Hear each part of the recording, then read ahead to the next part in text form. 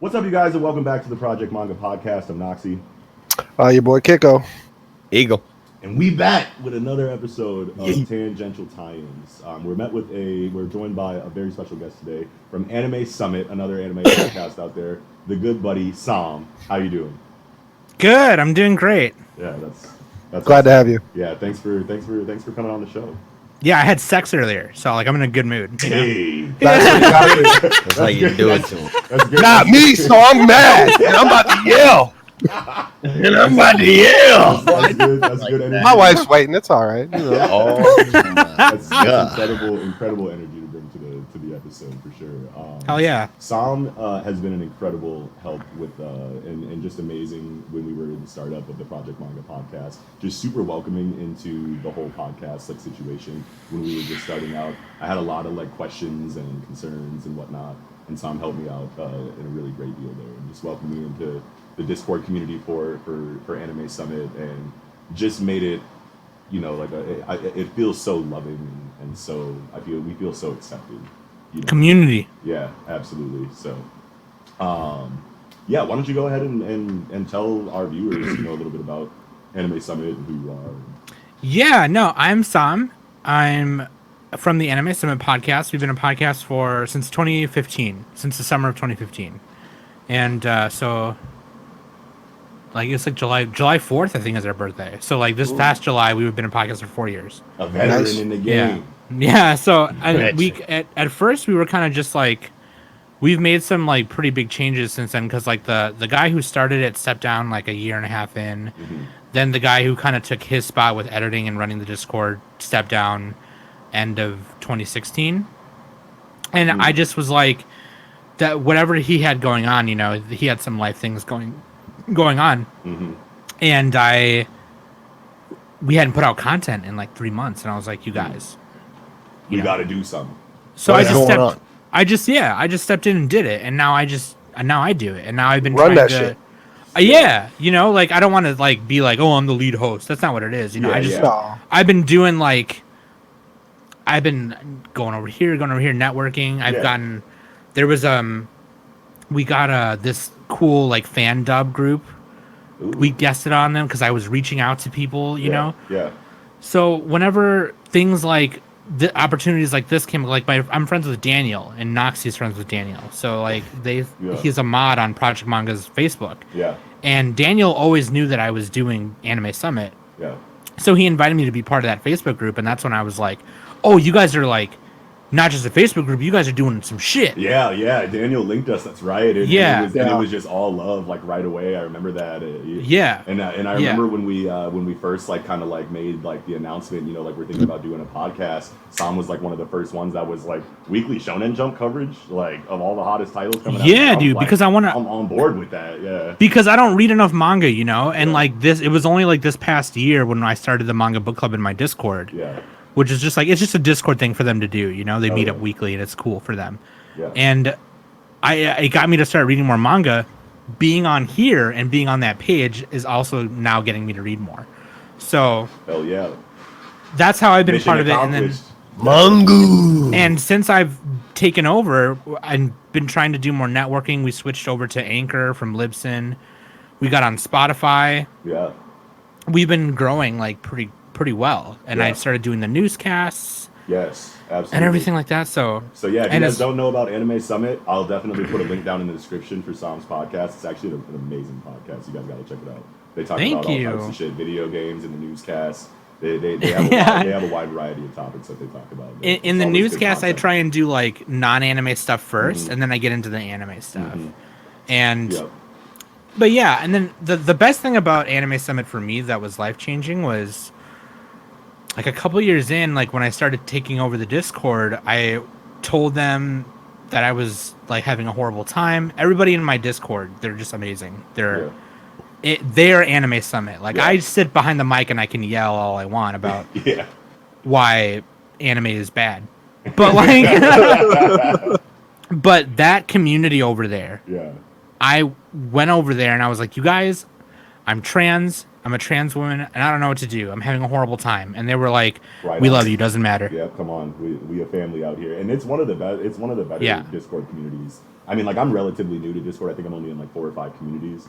Yeah. But like the Anime Summit, you know, whenever I'm in there, everyone is just always like, what up, you know, and it's just all love every time, and it's very active. Tears, bro. I'm emotional as fuck. I cry about everything. Like, so I was in tears, and I'm like, I got on the voice chat, and a couple people joined me, and they were like, "Are you okay? Do you need anything? Do you want to sit here and talk?" I was like, "Can you just like hang out with me?" Like, Yeah. they were like, "Okay, we don't have to talk about nothing." Yes, you know, and they were there for me. Like that was it. That's awesome. So like, I can make money on Patreon or whatever. Yeah. But that's what matters to me the most. Yeah. This 100%. right here, doing this with you guys, I don't care if it means I'm never on it again after this. It just means that I had fun with you guys. Hell You know what I yeah. mean? And this is Yeah, going to be definitely. quite a fun episode. So the topic tonight is actually one that we've been talking about a little bit on social media. We're going to be taking a look at the most badass female characters in anime and manga. So we're going to be taking a look at the most badass like women throughout some of our favorite anime and manga series throughout the years, and having a discussion about some of our favorites, what we love about them, and some of their best moments that make them stand out, you know, in the vast sea of amazing female characters that have existed throughout the life of these mediums. So, of course, we wouldn't possibly be able to talk about everyone's favorites in this one episode. So if you enjoy the show, share it around and leave a comment and let us know if we should do a part 2. Viewer feedback is huge for us right now while we're trying to kind of like carve our names in this anime and manga podcast niche. So a big shout out to anybody who supports the show and provides us with any feedback and criticism. Yeah, we love you. Y'all are great. And go to that link tree. Yeah, link tree down in the bottom is going to show you, you know, our Discord and any other like social media platforms that we're on. So All the shit we do. Yeah, feel free to come hang out with us whenever you want to talk. We're always down for any kind of discussion or anything like that. But yeah, Yep. here we go. Formidable Kanpai. femmes. Formidable Let's get it. femmes. Femme fatale. Yeah, so My list is giving me a huge lesbian boner right now. I can't So wait just to see what everybody. Somehow I got one has. too. Yo! I don't know how it happened, but I got it. I'm vibing. Kiko in the back, like, yeah, me too, bro. Yeah. I get a lesbian boner from time to time. You know, I don't want to. You know. I feel it. Fuck it. Feel it. So- Yeah, no, let's do it. Let's get Yeah, into it. I mean, now. before we jump like right into like who we have on our list and start talking about these actual characters themselves, a question that I had that I kind of wanted to get everybody's like views on is just to set the tone. You know, like what is most important when writing female characters, and what is it that makes a character badass in general? So I wanted to see what you guys' thoughts were, you know, on that in that regard, and I can go first if you guys want. You go first. I want to hear what Yeah, you say. yeah, sure. I want to hear how you answer that. Yeah, absolutely. I mean, all in all, it's kind of rare, I feel like, when, especially in like the shonen, you know, anime or manga genre, when a series can really knock it out of the park when it comes to establishing strong female characters that stand on their own and kind of flip that damsel in distress trope, you know, like on its head. Yeah. You know what I mean? And I especially enjoy it when female characters can completely like steal the show. You know what I mean? And take a little bit of that spotlight away from the main character or just any other male characters that, you know, seem to have a little bit more leverage in the game. So I like when any character can do that really. But Hunter x Hunter and Jujutsu Kaisen, in my opinion, are great examples of this. It almost feels like in those stories that the author kind of like just wrote characters and then assigned genders later.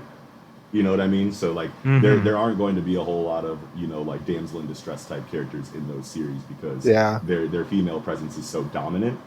Yeah. I mean, like there are some characters in Hunter x Hunter, like I can't remember her name, but she was doing the no strat job with Kurapika in the Phantom Troop arc, and she had the Hatsu instant lover where she like Instant lover, yeah. She's a manipulator and she kisses the you hell and was turns her you into a name? slave. I can't remember her name right now off the top of my head, but like she, you know, like was a badass like, you know, hand-to-hand fighter that just so happened to have like a kissy, you know, Hatsu, but like she was established that like she was like her personality like doesn't, you know, like really like just saying it off the, you know, like right here, like it doesn't really fit that theme of like, you know, like a you know, a weaker character like what's usually established Yeah, no, not at all. She was super tight, and I loved how she the theme of being a manipulator and manipulating men with her ability was just great. Like, I mean, especially when at that time we didn't have a ton of information about Nen, so like when I saw her, I'm like, damn, that's pretty OP. Like, she could really do a lot with this, you know? Yeah. And then she gets, Binky Chan, whap! Yeah, I know. Yo. So but yeah, I don't know. But really, what it comes down to, and what I feel like is most important when writing female characters, is just treating them like people. You know? I mean, sure. I was having a conversation with another good friend of mine about this subject not too long ago, actually, and we were talking about how we felt like it seems like a lot of male writers think that females are like almost like another species. You know what I mean? Like, they don't like think or like feel or like reason, the same way as men do.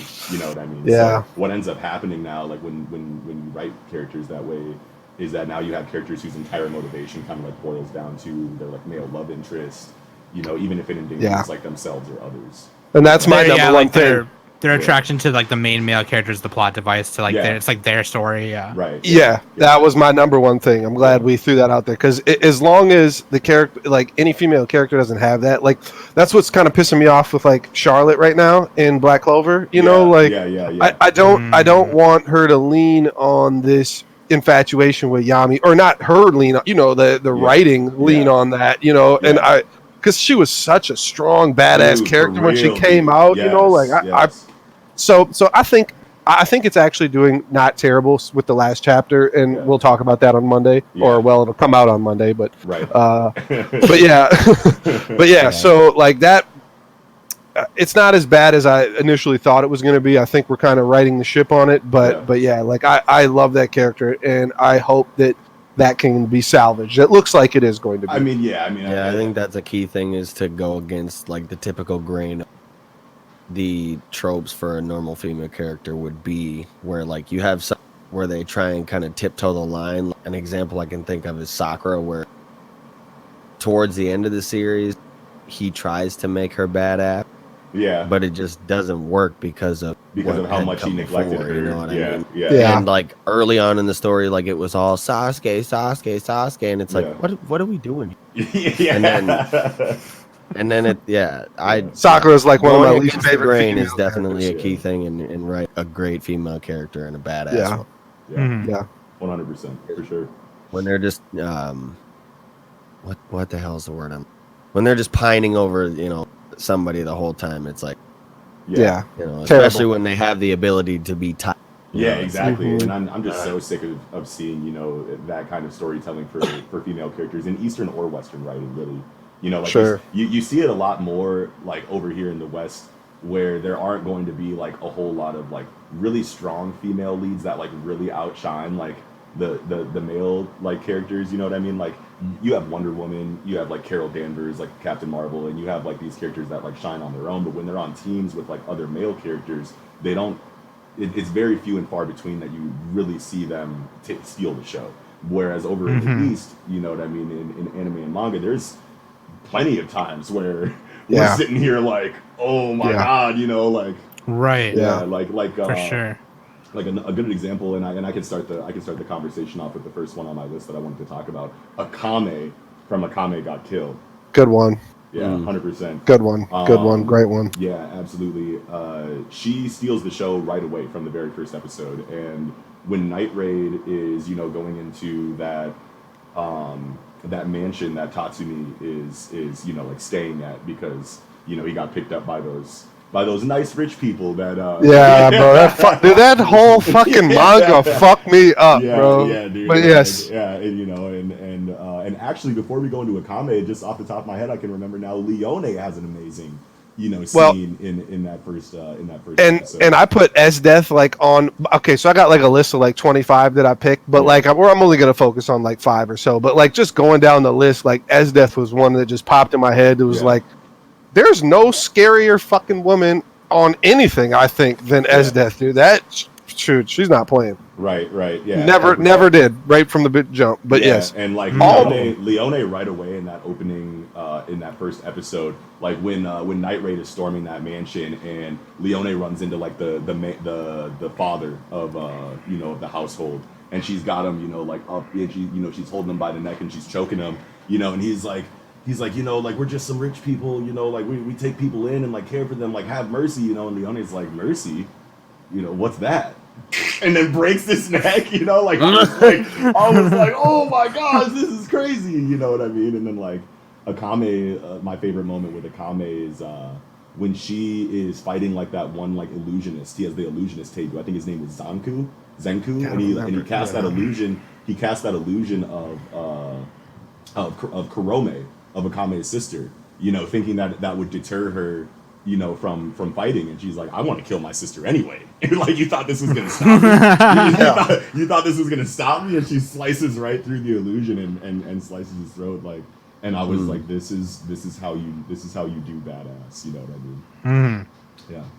Good picks so far. Sam, who you got? Bunch of bitches. Yo. Hopefully they're bad bitches. I mean, that ass up in a line for. I got notes. Yo. Hell yeah, dude. Yeah, me too. I have a couple. So like, I picked. I thought of 5 of them, and like I thought of some of them are for like completely different reasons than like whatever. But like, if we're talking like OG badass, right? Because this character that I'm going to mention right now didn't serve as anything but a master and a teacher, and just an overall badass, and that's Genkai. I knew it. We knew it. I didn't put Genkai on my list because I knew other people would have her, and that's why I didn't put Genkai. Done the same Genkai thing. Genkai is incredible, dog. She is, and like you think about like the immense training that she puts her students through. Yeah. And then you just think of like, you don't think about anything about her past or like, okay, like who hurt this woman? Yeah, you know? yeah. Until like you get to the dark tournament part, and it's like, it turns out that she used to be in love with the main fucking bad guy of this whole arc. And you're just like, yeah, dude. Big path. Look at my face. It was like that. I was like, and it has a death battle with. And this bitch, and she still like fights his ass anyway. Yeah. If you had to fight, she has to fight through. And she knew she was going to die too. That's the other thing. Yeah, she knew Toguro was going to kill her, and she's like, "This is something I had to do. Like this was my fight that I had to have." You know, Genkai is one of the best. She's fighting through physical pain to do what she does and learn how to do what she did. Yeah, and then she's got to do it one more time fighting Toguro on top of fighting emotional pain. Yeah, dude. And she tried to be like that tough. I'm not gonna show that emotion, whatever. You know what I mean? But like, then later, like in many parts throughout the anime and in the manga, she shows that she does care. You know, even about Yusuke, oftentimes putting herself in danger to save him. Yeah. She was really sad when he decided to go to the demon world. Yeah. And all that noise. And the whole spirit wave transfer was a super big scene for their relationship too. Oh yeah.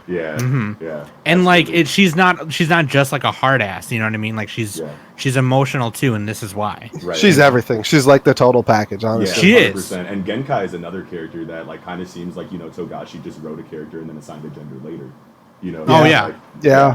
You know, like definitely. She definitely doesn't have like any of like the stereotypical, you know, like female like anime character like traits or personality. I gotta tell you guys my favorite Genkai moment. I have to. Okay. So do you guys remember Beautiful Suzuka? First he was Anji, the old man. Yeah, you know, I was gonna Hisoka or the first Hisoka iteration. Definitely Beautiful Suzuka. So she's like talking shit to him because she's like, you're trash. Your front man was better than you. Remember Shishi Wakamara, the dude who had the fucking whatever soul sword or whatever the fuck. Sword, and then she like reflected on him with that, and she like grabbed it with her fucking hands and shit. Yeah, but that's the fight before. But what she says. What she says to fucking Suzuka after she knocks him one good time, and then she's like, "Yeah, I don't even need energy. You know, I might have gave my spirit wave away, but all I need to beat your little ass is these 2 old wrinkled fucking knuckles right here. I'm gonna beat you the fuck." I just pounded the shit out of his face. I was like, Yes, dude, 'Cause, that like, was amazing. She I was need my trying old to, wrinkled fists right here. It's about because she pound was your trying to face. conserve energy to save it for Taguro. Yes. So that first Yes. fight, she took the stored energy and threw it at him. Yeah. Yeah. Then that next fight, she was like, "Wow, I can sense you're weak as shit and you're trash. I'm just gonna." Just pound the shit out of you. Yeah. Hell yeah. It was like a Genkai. gun. Yeah, Her dude. hands are rated E for everyone. You know, that's just how it goes, rated E bro. for everyone. Yeah, dude, Genkai is an incredible. Put your dukes up. Yeah, Eagle, what dude. you got? You got a Genkai moment? I just, man, I mean, my biggest thing was the whole spirit wave transfer because Yeah, It's dude, so that was good. huge, dude. That's just like Just the like seeing emotional her, scene was the biggest like for me. So the yeah. whole scene between her and you, that was the greatest. Yeah. That's another one of those moments where you see her a little more vulnerable, and you're like, "No, she's still a badass for doing that because Yeah. Oh yeah. she cares." Yeah. Furthered her character. And Yeah, it was, for it sure. was a super visceral scene too, because she's standing there, straight face, like, stoic, like she, it's Genkai, you know what I'm saying? And she's like, check it out, kid, like, this is gonna hurt more than anything you've ever felt before, but like, I know that you're ready for it, you know what I mean? And I hope you don't die. And Yusuke's like, what are you talking about, dude? And he like takes it and he's like, that was fine. And I didn't feel it. I didn't feel a thing, And then like 30 seconds later, he's like, and starts like, writhing in pain. And he's slamming his head against like rocks, and he's like, "Fuck you, Genkai, stupid bitch!" And like she's sitting there, and you could tell that it hurts her too, seeing him go through that. You know what I mean? And that was just like such an incredible Genkai scene. That's probably my favorite Genkai scene too, even. Yeah. The death scene was a hitter too, man. It was. It was. Yeah. What do you got on? What I want to hear the first one on Kiko's list. So I didn't want to do like a top 5 where I ranked them. Yeah, I didn't do that either. Yeah, no, I So- just picked 5 too. Yeah, I just Yeah. So, well, I mean, the first one I guess I'll start with, especially since I got a lot of love for my M.A.N.G.A explanation on the last shit, Dude. I gotta go with Morgiana, because Morgiana will punch your face off down the block. You're losing fucking facial features if she punches you in your face. Like, your shit is gone. Rearrange your shit. And she just has, I don't know, like, it's kind of, the character development that she has is almost a little bit of both of like the badass stuff and like kind of like a vulnerable, like she kind of relies on a man kind of thing, which is never great, but like the way that it's done in M.A.N.G.A is so good because she was a slave. She was treated like shit. She's getting her, beat by some dude stomping on her face, treating, all this bad shit to her, and so she breaks free of that, and it's like a slow burn on her character development because she's like breaking all these like slave mentality that she had, and it doesn't, she doesn't talk much, she's almost a mute, not really a mute because she does talk, but it's like it's few and far between, and the shit she does say is always like really impactful, but at the end of the day, like she's the hitter, right? Like 100%. You can't even like start to talk any shit before she's got a flying kick coming across the screen to kick the shit out of you. Side of the panel. She's the only one in your corner for sure. And yeah, man. It's just good. And I talked last chapter or whatever. I like to call them chapters. This is what this is, podcast chapters. Yeah. But Morgiana is I like it that way, but the finalis, she's a finalis, which I didn't want to explain a ton in the last one, but I can just kind of give a quick thing that it's another being from another world that has taken on a human form that basically like assimilated with this human form to where they become humans, even though they were like maybe like she has like a primal version of herself, which is like a fire wolf kind of thing. Yeah, and like a werewolf situation. Yeah, like a werewolf, but it's I don't know. It's just like one of the times, and almost in all the women that I picked, the male character, like the main male character, feels weaker than the sub woman character. The secondary woman character who's going to, hold them down in situations that they really need them to, and I mean, another example of when a strong female character completely steals the show from the male lead on screen. Yeah. Whenever she's fighting, I care about what Morgiana is doing more than I care about what Alibaba is doing, more than I care about, you know, what Sinbad is doing. I mean, I don't remember actually if they've ever really fought them together too often. Yeah, I mean, you know. I mean, maybe in the war, I think. Was Sinbad at that first war? No. Yeah, but I mean, either way, like, even though, like, you know, Alibaba is like her king's candidate, you know what I'm saying? Like, and Alibaba had some cold shit too, you know, like, but whenever Morgiana was doing breakdance and windmill twirl kicks and shit, I'm like, this is way tighter than whatever Alibaba's doing. Hey, and I'm always down for taijutsu, and she was a taijutsu specialist. Anytime we get a taijutsu heavy character, like that's always what I'm gonna flock to. And very rarely is it a woman. Yeah, and for real, you know, out of all of the characters, so like that's just another aspect that I love. I think I can only think of one other example of like the female like Rock Lee like taijutsu only, you know, in a story where like energy is such a big deal, and I bet you have her on your list. Yeah, but yeah, Morgiana's a really good like rags to riches story, and I love her character for sure. But that's yep.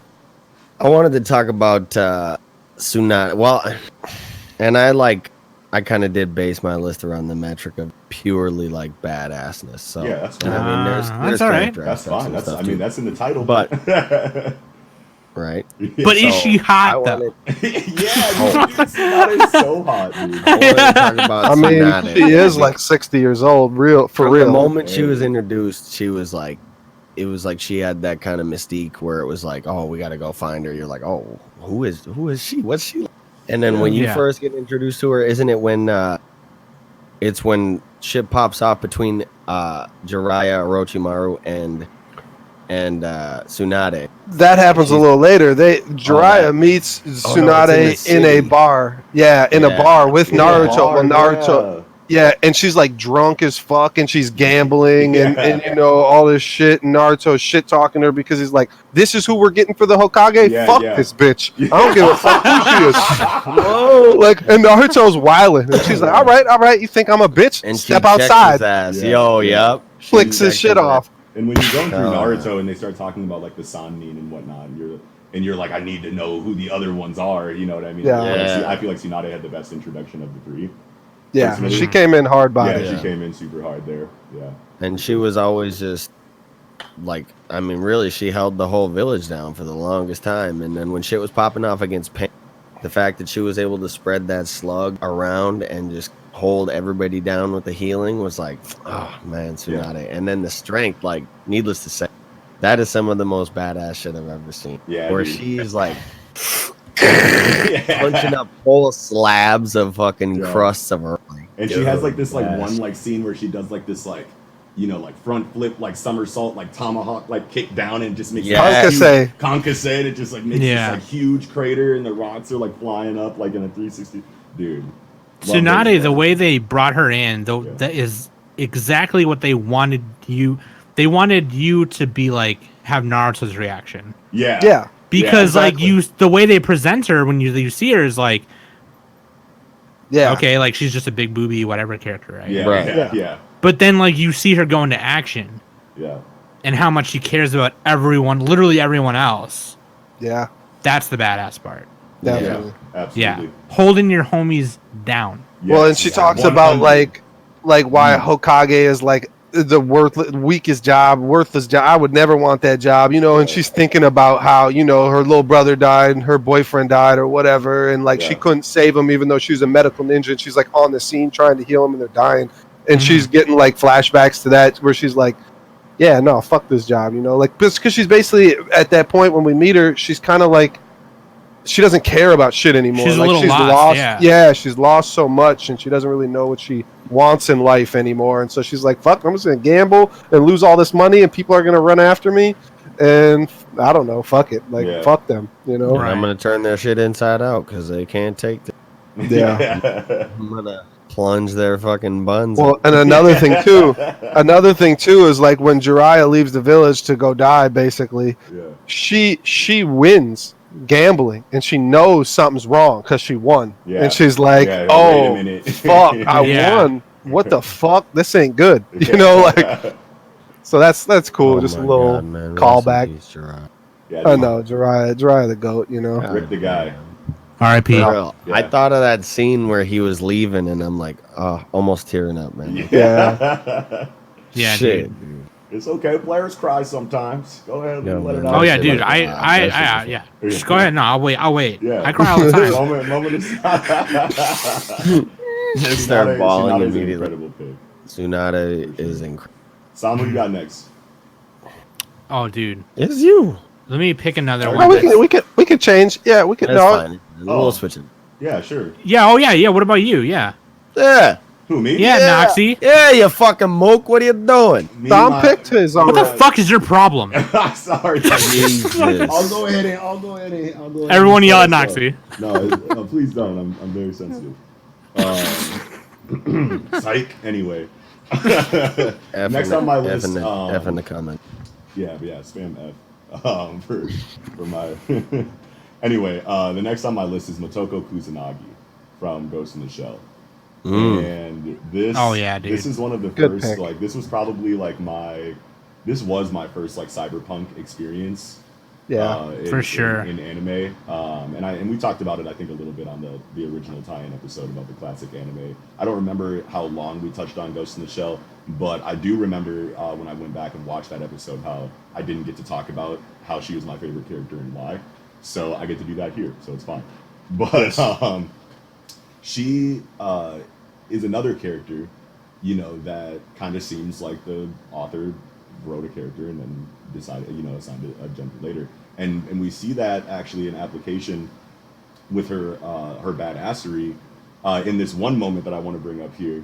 When I don't know if you guys remember the Ghost in the Shell original like television like anime show, but there's this Standalone. You mean standalone complex? Yeah, standalone complex. Yeah. Yep. Yes. There's this incredible scene where like she's in this hangar with like Bato and what was his? I can't remember.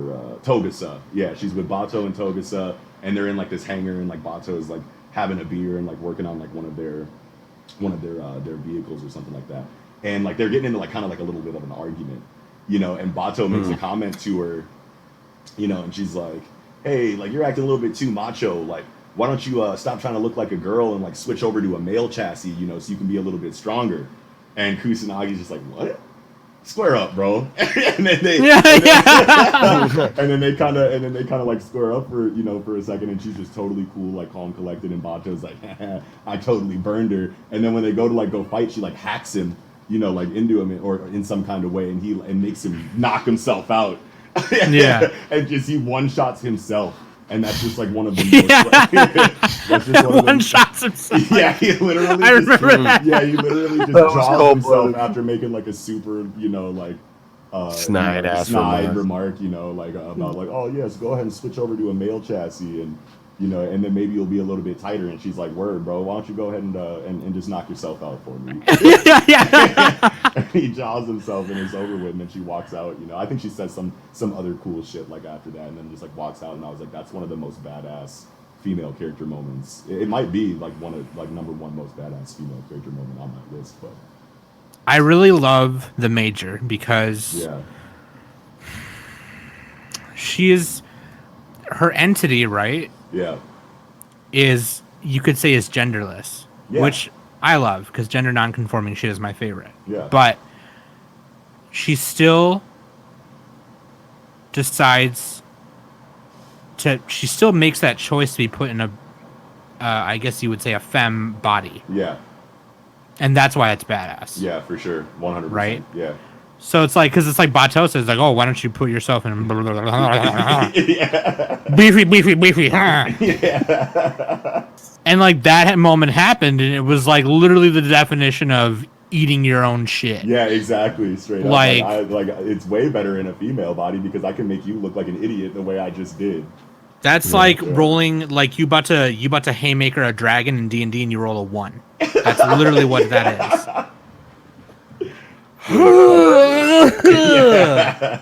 Tragic. That's incredible. And, Yeah. and there's a couple others. She has plenty of badass moments. Like when she's for sure. when she's yeah. going up against Saito, the sniper, and Saito is like having that like internal monologue with himself about how like nervous he is going up against the major because of her like clout and because of her, you know, her notoriety, and he's like overthinking the entire situation, and she's just cool, calm, and collected the whole time. He's like I wanted to send like a warning shot to see how she would react, and he like leans around the corner and like shoots a sniper bullet, and then she's just standing there with a machine gun at her waist and just like sends one bullet and it runs into it and completely cancels it out, and he's like, I cannot fuck with this person at all. Like, you know what I mean? Like, and you know, and he loses an eye. She waited for him to shoot, so she could just be like, and then she's just straight face bink, you know, and like from the hip position, you know, he comes around the corner, like looks, you know, like aims for a second and like, you know, lines it up and shoots it, and she's just like bink, you know, just effortlessly, you know what I mean? Steady making male characters look worthless throughout the series, which is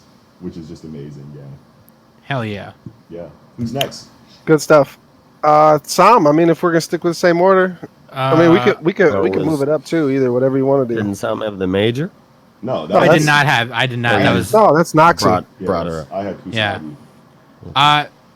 This one actually is not going to take me that long, but I bring it up because it's a different kind of badass that like I think a lot of people could like, whether you're a woman or not, you know. Yeah. Or non-binary, gender non-conforming, whatever. Yeah. But have you seen Motoko Magica? I haven't actually. I think me and Kiko were at one of our friends' house, and they put on like the first 3 episodes of that shit for us. Time when we were over shit. Okay, I don't want to spoil it. No. Go ahead, dude. Okay. Okay. It's like there's Monica. I'm not gonna tell you how it gets there. Yeah, but, sure. But everything comes to a very, very, very dark place. Okay. Yeah. And I think we see that even in the first 3 episodes, 3 or 4 episodes. Yeah, I mean, it gets, this anime kind of turns like 180, like in 10 seconds. That. Yeah. By the end of it, you know, you realize that magical girls are being used to purely just be farmed for energy. Yeah. For other planets or whatever. Wow. And Madoka becomes a magical girl by making a wish, and she wishes to take away the suffering of every magical girl ever in existence. So that creates a paradox, and because that creates a paradox, I mean she's erasing herself from a different timeline. So she actually bends reality, and she escapes outside of the time like continuum. She steps outside of it. No and way, dude. She achieves godhood. Now, if I told you right now, Eagle, here's a god power, what do you want to do with it? You could do whatever the fuck you wanted. You could be like, I want everybody named Noxie to poop their pants once in the morning every day. Hey, I mean, you don't really got a wish for that. That's something I've been working on for a while now. But you could be like, I want to eliminate all mosquitoes of the world, like from existence. I want to wipe mosquitoes from existence. That would be love over here in Minnesota. That would have. Or you could out here. Whatever. You know what I mean? You could do something like that, or you could end world hunger, whatever. Yeah. Madoka decides to fix that paradox by ridding the existence of magical girls. Whoa. So the reason why that's badass is because when you achieve godhood like that, you could literally you could be violent towards the enemy. You could erase them from existence and then just try and clean up the aftermath yourself afterwards or something, whatever. Or just be entirely selfish for your own, you know, for your own. Well, I'll destroy this world and make a new one because y'all fucked it up already. Yeah. No. She went back into the paradox and wiped existence of magical girls everywhere, so nobody else had to suffer. But because of that, she would erase herself, and she knew that nobody would remember her after. Nobody would know her name. She would not leave a legacy behind. And there's something badass about doing a great deed anonymously. Yes. Yeah. And not only that, but you three, as hosts of this show, have you don't know it yet, okay? But you will. Your words have weight to people Oh yeah. As I read it just a second ago before I was on here, almost to 200 some people soon, right? Because you guys have like 140 some subs or whatever. Sure. Yeah. Yeah, we'll go with that. And but no, that number's growing though. Okay, and when that number grows, hey, we're new out here. Yeah, that number's growing at a very nice rate, and when that number grows, that's how much more weight your words are going to carry with people. Yeah, you have a very real responsibility in the words you say on the microphone every week or twice a week or however much you're doing it. Yeah. And Monica was given that power, and she realized the weight of that responsibility right away and just decided to do that. Like, she didn't even think about it. Wow. There's something badass about that. There's something so badass. That's what I was saying. That's incredible. Yeah, that's really good. Right. That's an amazing answer. There are people out there who don't realize that responsibility. They don't realize that their words carry weight, and they say the wrong things to people. They make selfish decisions, and people get hurt. And when you don't realize that responsibility, that's how you end up hurting yourself in the end. Yeah. You know? That was just fucking cool. Hell yeah, dude. I'm not even gonna tell you how it gets to that point. No, but when I'm about to go find out. When it does, like, you'll realize like how like fucked up the show is. But like, it's badass. Monica and she's just like a fucking high school. She's a kid. You know what I mean? Definitely. And as a high school girl, all she's ever wanted to do was have fun with her friends. Yeah. And this was her way of making sure that continued on, even if it was without her. Yeah. Yeah. It's a remarkable pick, man. That's incredible. Yeah, dude. It's badass. Whew, I almost kind of started to tear up there a little bit. Yeah. I almost got on my feelings a little bit there. Shit! It's pretty damn good. I like it. Yeah. I like it. What's up? Who's next? Kiko. I think I'm next here. Hey. Well, there's no way we could have this podcast without me just talking about Negima in general, since all the characters are girls, just about. I mean, most of the characters are female. And so, like, I could go through the whole class. Not really, because there's, like, a few select ones that are, like, the really... Like, if we're going to just kind of go with the kind of generic term of badass, like, there's... like 5 or 6 that I really put high on the list. But the biggest one that continues on throughout. So Negima is the first story, and UQ Holder is the second story. Mm-hmm. And so the biggest like female character in both of them is bear with me here. I got a long name for you. Evangeline Anastasia Catherine McDowell. Hell yeah, and dude. it's Kitty. That's such a badass name. I completely forgot about her, and I'm so happy that you have. Of course you do, but I'm so happy. Yeah, I gotta have Evangeline on here, and she. So a little bit about her is in Negima, she has the body of a 10-year-old girl, but it's not really explained. She's actually 700 years old. She's an immortal. Mm-hmm. And the reason that she has a 10-year-old body is because that's when she was turned into an immortal. She used to be a regular girl, and at 10 years old, she was turned into an immortal. So that's her base form. She uses illusion magic to turn herself into an adult and, have a more voluptuous body to, I mean, so even back up a little bit, Akamatsu Ken,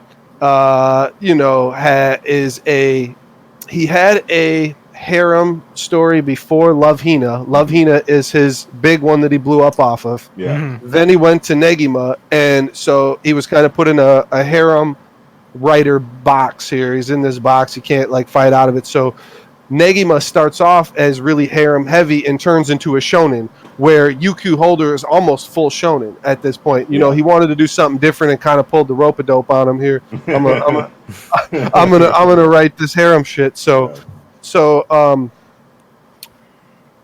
this character in particular is going to be through Negima, which is about 70 or 90 years before UQ Holder. Yeah. And she's...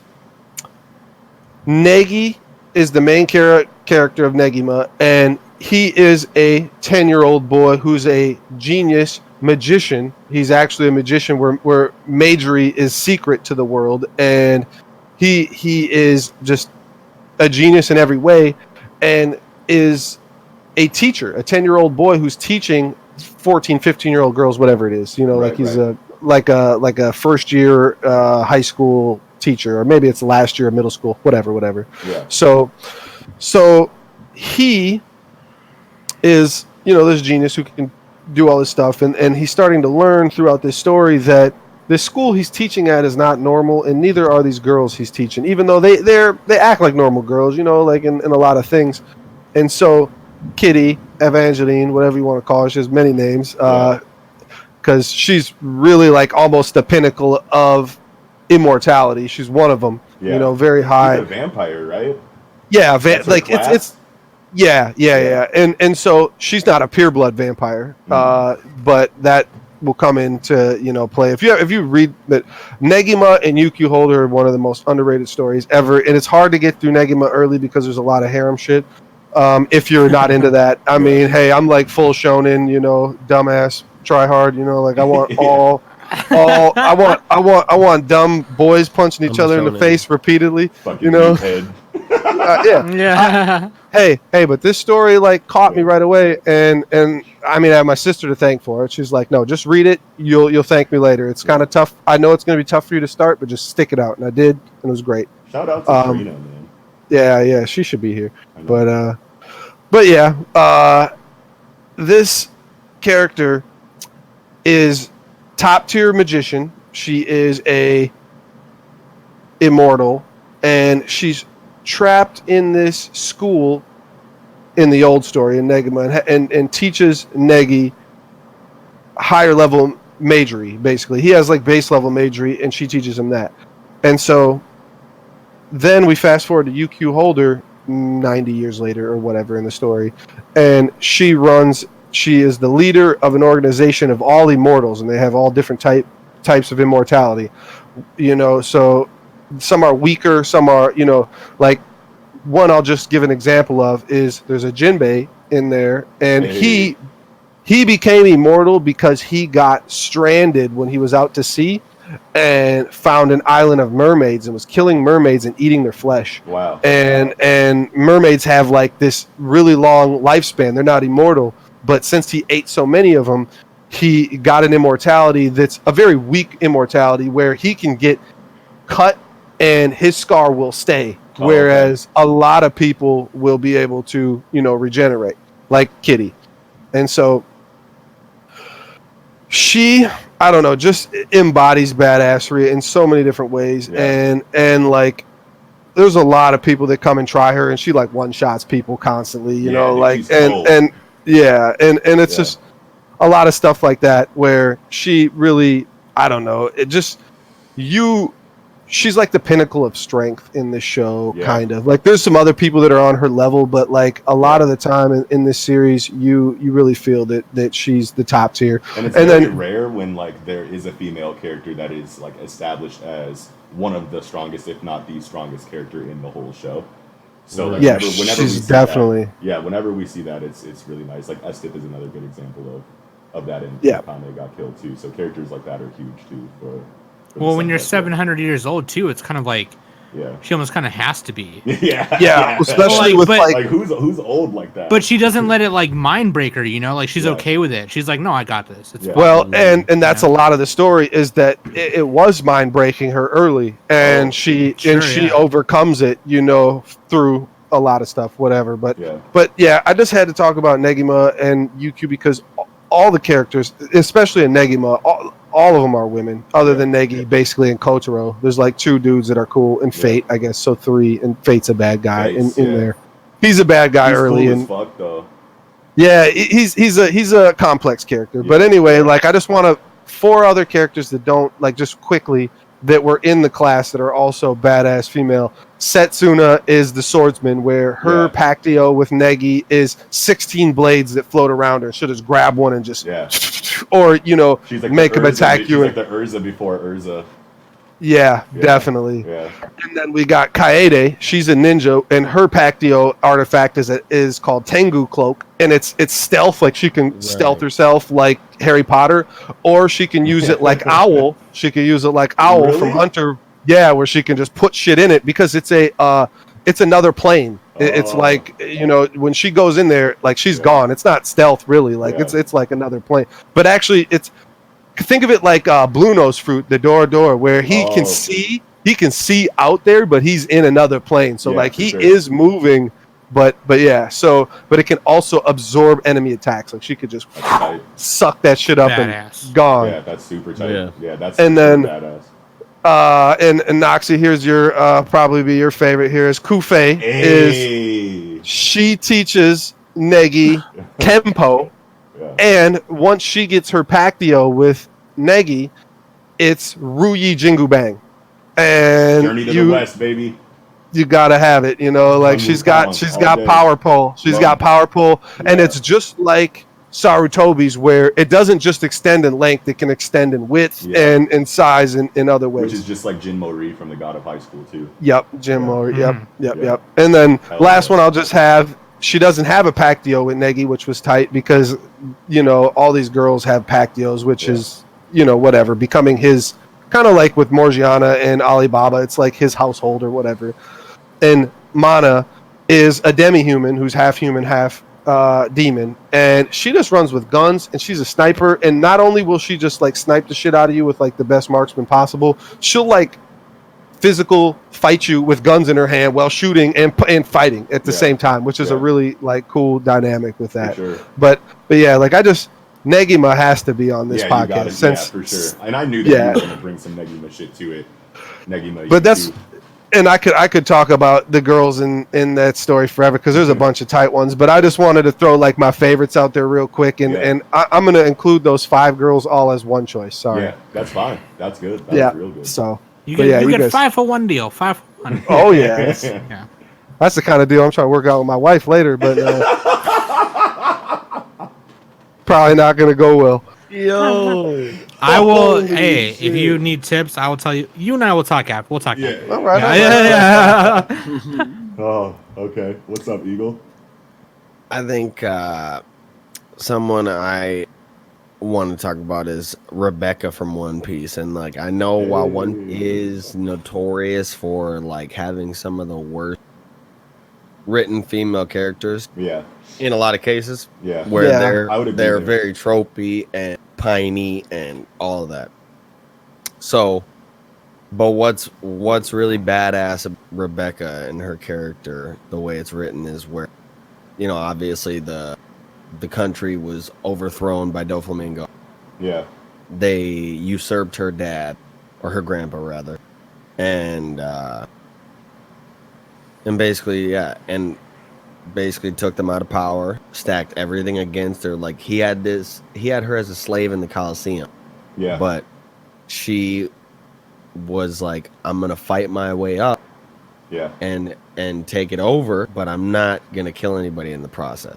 Ooh, yeah, that's right. You know what I Remember mean? her like she evaded. Resolved. Yeah, she evaded. Her combat I forgot all was about so that. And it's so rare that we see, like, you know, because we've seen a lot of like Coliseum stories, you know what I mean, that are all, you know, just like I can't remember the name of it, but that Russell Crowe movie. But like it's Gladiator. Gladiator. Whoops. Yeah, but I mean, like, you know, like we see a lot of, you know, we see it, and Gladiator's one of many too. But like, sure, it's rare that you see like that Gladiator story, you know, with a Maximus that's female. You know yeah. I mean? Yeah. And definitely. She didn't kill anybody either. I forgot all about that. That's so tight. Yeah, like wasn't her sword dull or something? I don't remember. Like she had a sword was sharp, but she just was like, I'm not gonna. She basically would stand on the edge of the stadium or the arena. Oh yeah, and just wait for you and to get Matador people off the side while attacking her. Yeah, she Matadored people off the She side. fucking Kenshin Himura that shit, dude. Yeah, dude, that's a good. That's a good. Yeah, that's good. Oh, I think Noxie froze. Oh, there I go. Oh yeah, am I good? He did freeze. No, you're good. Yep. Did she have hockey? Did we remember her using hockey? I thought she had observation hockey. It was alluded that that observation was what she was kind of. Yeah. That's what I was. Because like I feel like you'd almost have to have that if all you're doing is dodging and tripping people off the side of the stage. Yeah, but yeah, man, Rebecca's good. Yeah. Did you have anything else you wanted to say about her? No, well, I mean, unless you guys have anything to add. I thought she was going to join at the I time. thought that character dude, we aspect were where talking about how that we thought she resolve was gonna from her join the was group. very good. Yeah, for sure. I'll go next. Another one that I have on my list is from like a little bit more of an obscure anime. Like it kind of got a little bit of hype. Like when it first came out, at least for me, I was telling everybody to watch it. Not everybody listened, and it's your loss. But Juni Taisen has a couple amazing female characters in it. The one dude. The one I want to talk about is Tiger, baby. Yeah, dude. Yeah, dude. Tiger's super cool. Yeah, Tiger's super cool. And I wanted to talk about like Monkey. The drunken face. Yeah, like I wanted to talk about Monkey too, but I chose Tiger instead because her character was. Oh, you fucked up not picking Monkey though. I forgot No, about Monkey. I mean, like I could talk about Monkey too, but I wanted to highlight Tiger because her character was introduced as someone who needed to be underestimated, or as someone who needed to be looked down on, and she was underestimated because she was like a drunkard. You know what I mean? Like she. For the entire... like she spent the first part of the tournament like sleeping on a bench. Yeah, like, on a bench. I knew when I saw that though. Whiskey bottles around her, because of that, I was like, "Yo, she is going to be." And especially because who was it the first one that came across? Sheep. It was Sheep. So the Sheep. He got his ass. Yeah. Ooh. So like it was like I mean, and there was a couple of like altercations throughout like the beginning of the series that let you know that like underestimating your opponent for even a second will get you killed in this tournament. So like when Tiger's like laying on the bench and she's getting faded and Sheep comes around and he's like, and Sheep was doing calculations up like in a building like away from the conflict, like, and he had the chess pieces that were in the form of like all of the other animals, and he was like playing chess with them and moving them around the board, and he was like, okay, so these are the top 3 strongest, these are kind of in the middle, and these are definitely the 3 weakest, and he was doing his calculations, and no matter how he rearranged the pieces, Tiger always fell in the lower echelon of fighters. So he was like, if I run into her, I probably don't have a problem. If I run into these top tier fighters, I should probably try to form an alliance with them. And he's going through like all of this like inner monologue of like what strategy he wants to take into winning the tournament, and he comes across Tiger and he's like, oh yeah, she was in my calculations as the weakest one. I don't really got to worry about shit. Maybe, but she's got to be tight if she's in this tournament.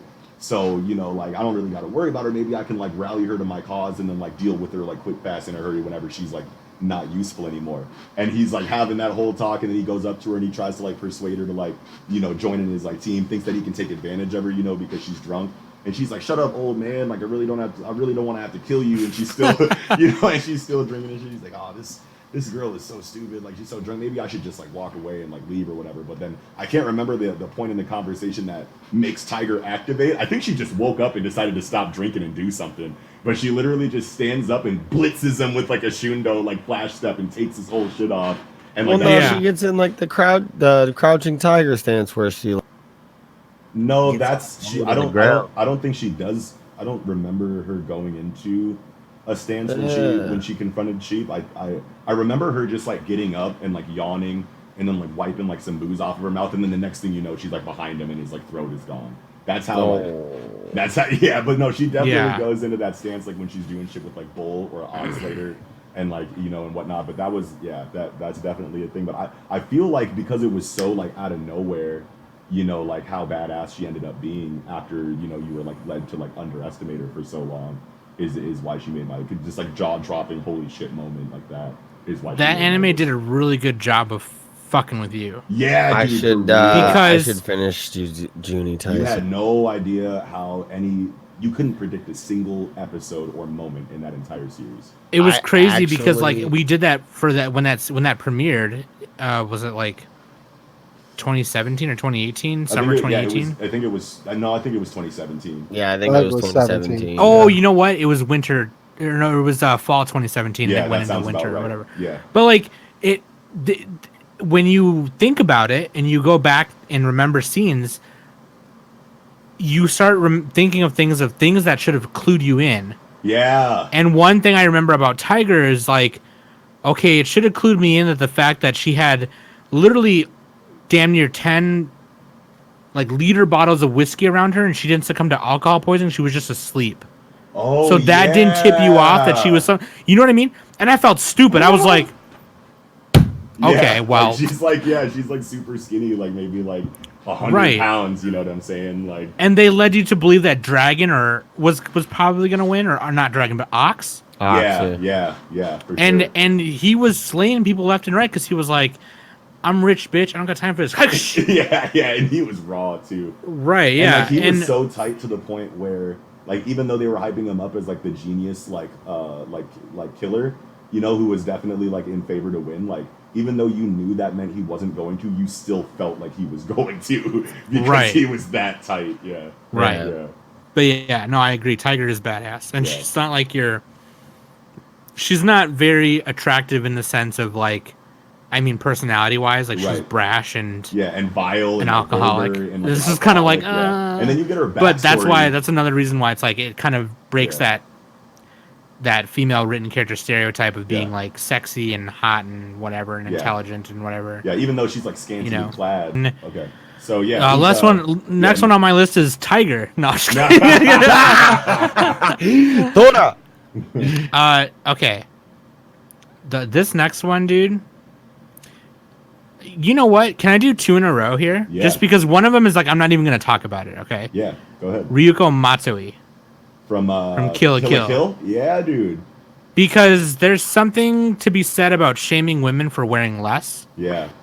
And partway through the anime, she discovers that she's supposed to wear less to be more confident, therefore becoming more powerful. Ooh, dude, I remember at anime conventions when Kill la Kill was like really at like the peak of its popularity. There were a lot of Ryuko cosplays that like officials at the con were like, you have to change out of that. You know, I think I remember like one of our friends like had like a Ryuko cosplay where there was like she had like a fake underboob. Paper mache titties. Yeah, she had like paper mache underboob under her like battle gear that Ryuko wore, and they were like, you have to change. And she's like, these aren't even my real boobs, dude. Right, these aren't even real. Shut the fuck up. Like, this is paper mache. Dude, I remember that. Yeah. Right. And not only that, she fucking squared up against the whole fucking school. Hell yeah. Hell yeah. But this next one that I want to talk about is another one that's a little like unconventional badass. Okay. But I think the 4 of us here, we all work, right? Like we all have a boss. Yeah. Fuck no. No. Yeah, I do. I mean, Mike's the closest to his own boss out of all of us, I think. But even I got a lot of bosses. I just tell them what to do unless they want to square up outside. Unless they want to catch it. But like even jobs before this, we've all worked a job where we've had a boss that was like, fuck you, like you're trash, right? For sure. Definitely. This badass female is an anthropomorphic animal. She's a red panda, and her name is Retsuko. From what? From Agaretsuko. Oh, I remember that. I've never seen it, but I remember that. I've never seen it, but it's on Netflix. She's a red panda. Yeah, and she's a Sanrio character, so like Hello Kitty and Choco Cat and all that. Yep. But she's a Sanrio character made by a different like artist that was adopted into the Sanrio family. Shout out to Bad Bats Maru. But Retsuko, right? Yeah. To get her frustrations, she's a fucking salary girl, okay? Like she works in an office as like she's like an accountant. She's not an accountant, but like she's like an accountant. They do like all the cross-checking shit and file it away and all that. She like does input and all that. That's like what I do. All the mundane bullshit.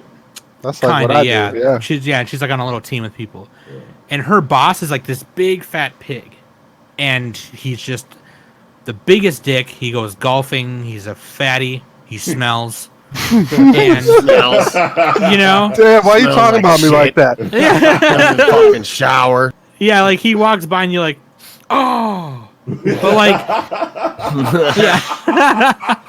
I was trying to take a sip too. Luckily, I got that one before I spit it all over this shit. He's a, oh. You ever do that? Like, you be next to a homie and you're just like, oh, dog. Yeah, that's you smell like shit. That's why we do the podcast. I can't sit next to Doxy. Bro, man, I was about to roast Eagle up. Man. Bro, got stink waves coming up too. Like, joke, man. I know. I knew it was coming. I should have aimed it at your ass. I know. Genkai that. He was like, but everybody knows I smell like fucking fresh baked goods. 8 days a week. That'd be smells like motherfucking Le croissants. Kiko smells like cats. But hell yeah, bro, I have them. Bro, my cats are fire, bro. My cats I smell just, like fresh baked goods too. We were all talking at the same time. And the last thing I heard was Eagle going, "Kiko smells like cats." He ain't wrong. But no, like Retsuko, right? Yeah. So the way she gets her work frustrations out is she goes to like karaoke bar and sings death metal. Wow. And So that's Daniel. yeah, hell yeah. Yes, that's what Daniel does. Oh, yeah. So another thing about me, like just another like fun fact about me, is not only do I love animals, so much to the point where I'll rate an anime 10 out of 10 just because there's a cat in one episode. But like, So shout outs to Trigun. yeah, like Kiko right now is my favorite host out of the three of you because of the cats right now. I got 3 cats. I love them. I think he's all of our favorite hosts because of the Hell yeah, cats. hell yeah. Well, and I do got the hardest nipples, so everybody loves me for that too. He turns and they stay there. He's like, Yo, what are y'all doing? And they're like, fuck you. I run this bitch. I'm like, what? but here's what makes Retsuko a badass, right? Yeah. Two reasons. The first reason is being able to hold all that in and have enough power to hold all that in and wait until after work to go release it. Yeah. Because that's some kind of fucking strength that I myself don't have. Yeah. I be clapping back at my boss all the time, and it's gotten me in trouble. Yeah. The second reason is there is one point, like, and it's not really a spoiler because it builds it up. You kind of know it's coming. But they all go to the karaoke bar together, like her coworkers and her boss and everything.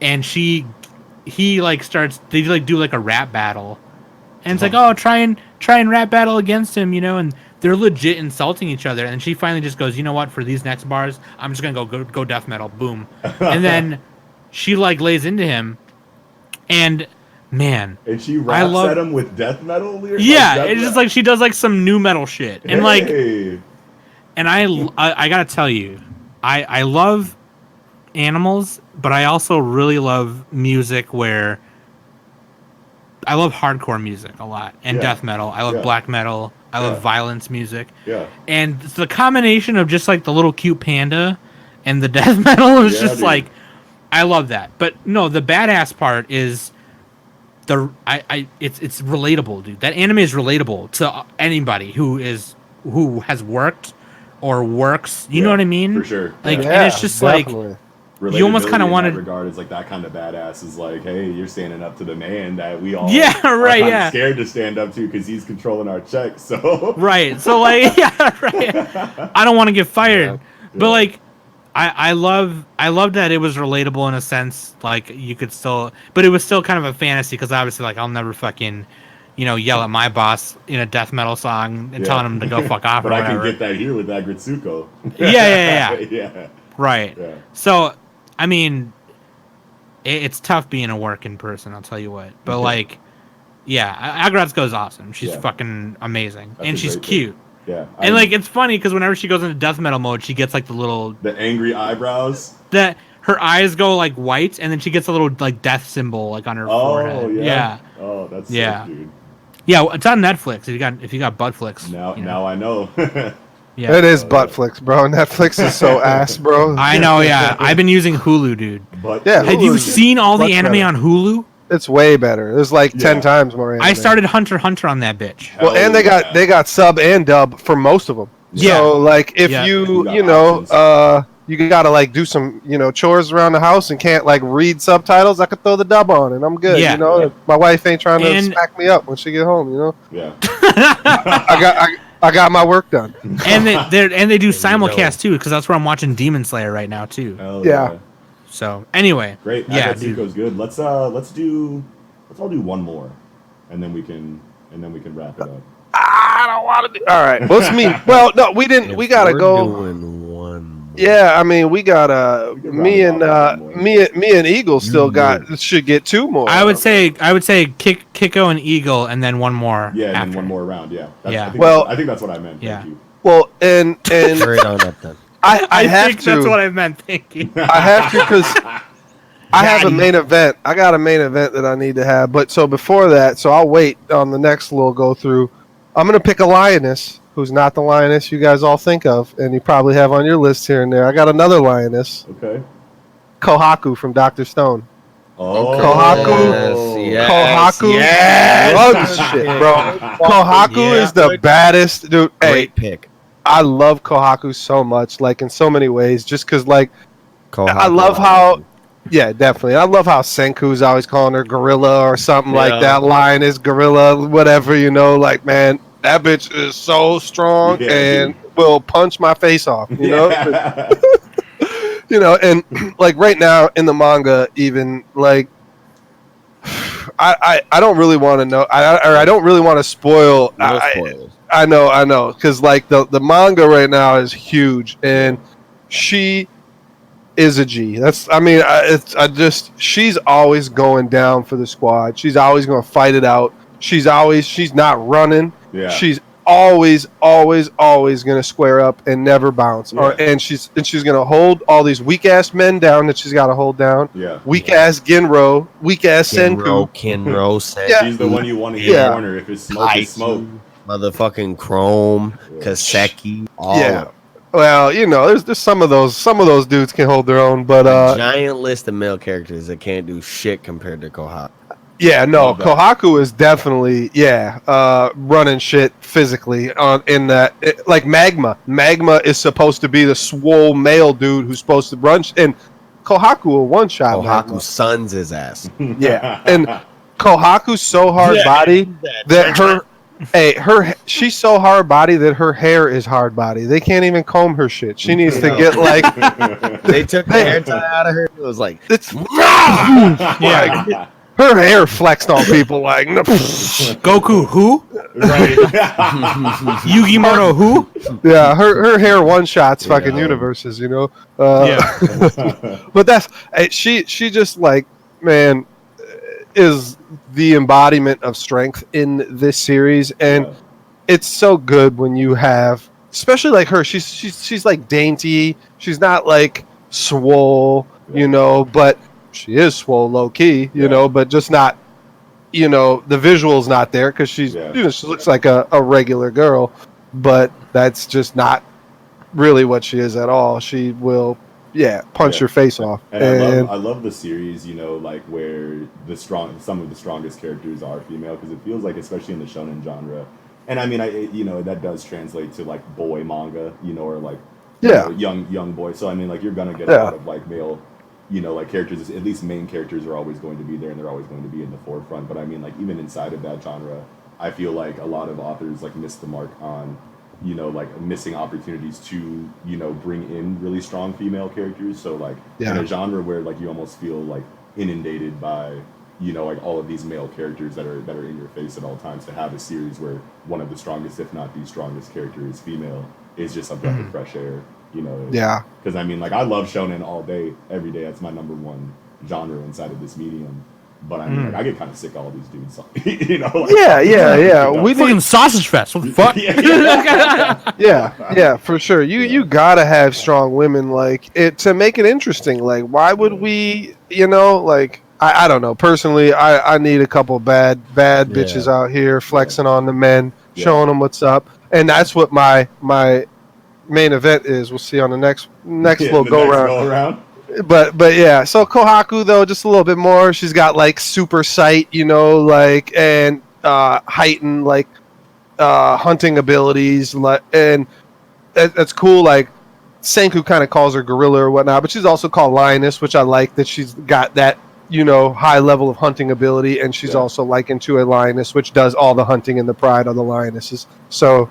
Yeah. You know, that's just a really cool dynamic that she has, and again, you know, you can't front on Kohaku. She will punch your shit off. Yeah, you don't want it.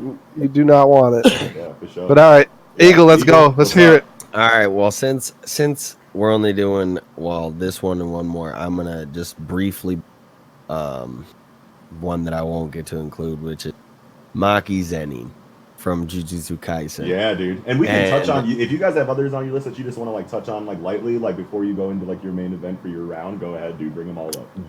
Just because the character aspect that she has of where she's from a very prominent family in the world of Jujutsu, where they're all known for their immense ability and their powers. She's born without any. Yeah. But she says, fuck y'all, I'm still gonna be tight as fuck with these cursed tools. Yeah. And I'm the best still taking the family over. Yes. Yeah. Like, and we love those. I'm gonna come back and I'm gonna son you. Yeah, and we love those Rock Lee characters, like that, in a world, or in a universe where your energy or your ability or your mana pool and whatnot is highly respected, and the ones that don't have it, are shining on others, in a way that you don't expect them to, like true underdog stories in regard to ability. And Maki definitely doesn't disappoint there, and the fact that it's a female character in that Rock Lee position just really makes her stand out there. And Jujutsu is another one of those stories where it definitely doesn't feel like not very. I don't think there's a single female character in Jujutsu Kaisen that has any of those female tropes. Man, throughout that arc, what was the name of that? It wasn't the hidden inventory. The Goodwill event. The Goodwill event, man. Throughout that whole arc, like she was just so like calm and collected and methodical. Yes. Just the way she was going, she was handling everybody. She didn't have a single problem, even against her sister, who they like kind of like. Yeah, that's what I love the best. Yeah, is fighting her sister, who is like just shit talking her and treating her like shit. Well, and obviously that's the theme of her story is that she's looked down upon by her family because she doesn't have cursed energy. Right. So. Yeah, it was great. It was very satisfying to see her kind of fight her sister, and and come out on top. What's her sister's name? It's I don't remember. I can't remember right now. Not May. But anyways, when she shot the bullet and she said, "Shit," yo, I'm like, yo, like dude, that shit. Like, but anyways, that was real good. That was a little bit longer than I wanted it to be. Fine. Anyway, that's fine. So shout out to Kiko. I changed it because I think. The person who I was gonna put second, they gotta be first.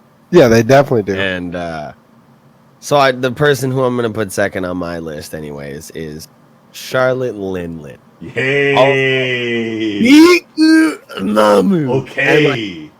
She just like from birth, right? Like from birth, she's like bigger than her parents. I don't even know how her mother birthed her. Like it must have just absolutely wrecked her. Yeah. Shout outs to Oda.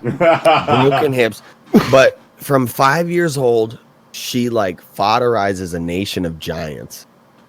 And basically they send her out. They're like, yo, we don't want nothing to do with her. Caramel takes her.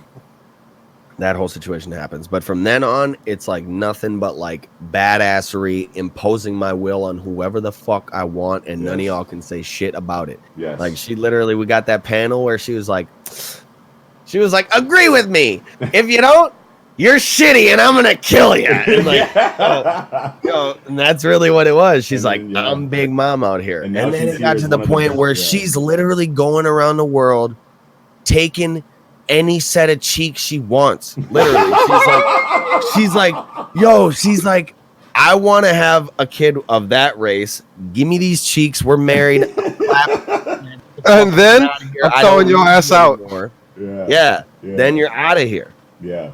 And like last week's motherfucking tuna salad. And now she's in like and she went from like that, tragic kind of tragic backstory to like one of the biggest superpowers, in that world. And she's still just a force of nature, and we didn't even talk about the Elbaf Spears or the Cognacs or the bro. Yeah, like that Elbaf Spear is next level, bro. Yeah, for sure. Another example of a female character that's one of the strongest in her universe. Love that. And not a lot of like, super dynamic like character shit with her, but she's just the We got a little bit when she got amnesia. Yeah. Yeah, we got a little bit of that with her. But so that's mine. Yeah. Big Mom, just because she is a force to be reckoned with. She takes a force souls. of nature, and she's a monster. And she's snatching souls out here. Yeek! Give me your shit. 40 years. and we're using your soul to pay a debt to live. Like, I need some of that just to exist in my space. Yeah. That's good. Definitely. That's a strong pick. All right, Sam, you're up. That is a boss move. It's not. Or under aren't? Yeah. Oh, is it umbrella me? protection, you gonna have to pay me some soul. Okay. It is. All It's right, it's yeah, that's cool. extortion at the highest level. I just wanted to. Yeah, go ahead. I'm just gonna go ahead and touch on. I'm just gonna go ahead and touch on this one lightly, and then I'm gonna let Sam go, and then we're gonna go around from starting with Sam with our last picks. You just want to end. So what, dude? Don't worry about You me. don't. Go ahead and go, man. You went first. Now go ahead. I Run don't that. need to end. No, it's fine. No. This is fun. I'm gonna. We should let Sam end. I'm gonna touch on and we can figure it, like we can do whatever we want. But I'm gonna go ahead and touch on Esteth here just a little bit more, just because I feel like she was just like lightly brushed on earlier in the conversation, because she is the strongest character in Akame Got Killed. And the reason why is because her Tegu is ice manipulation, but really what it is time manipulation. She has time stop. Anybody that has time stop is gonna be busted. You know what I mean? And just like when you get her backstory and you like see her just like, and you see her just like straight face like killing monsters with like a knife and like, you know, like no expression, just like running shit in her village, you know what I'm saying? And then you get a little bit of the tragic, you know, like explanation of how her like everybody that she knew got murdered and her village got like razed and whatnot. You know, and just seeing her come up is like really cool. And now she's in this position where, you know, she's the strongest in the north. You know, she's kind of like Jon Snow in it out here. You know what I'm saying? But at the same time, she has like such a fierce dominion over her people that she rules over, and it's cool because they fear her, but they also like love her. You know, like they're like her close people, like Wave and old girl that like lets the dog bite her to get different weapons. I can't remember her name, but just like the people in her team respect her and love her and like will ride or die for her, you know, to the nth degree, you know, even though she's establishing herself as someone who like you can't even have any kind of negative opinion about her, else it's over with for you. So she's ruling like with an iron fist, but is also loved at the same time, and she's like got a super busted Tegu. So like I just wanted to spend some time and highlight Esteth there, because Well, I feel like I haven't thought of Akame in a long time. I'm glad that you brought up these characters, because that reminds me. I know this is the female podcast here, but Wave, man, Wave was that guy, Wave bro. was the I guy. loved Wave, Yeah, bro. I Wave was just the loved guy, Wave. yeah. The other kind of like Tegu, like the armor type, like Incursio. Yeah, Yes. the Incursio mirror match. Yeah, Yes, that was so tight. yeah, for sure, absolutely. I just wanted to touch on Esteth there, but yeah, go ahead, Sam.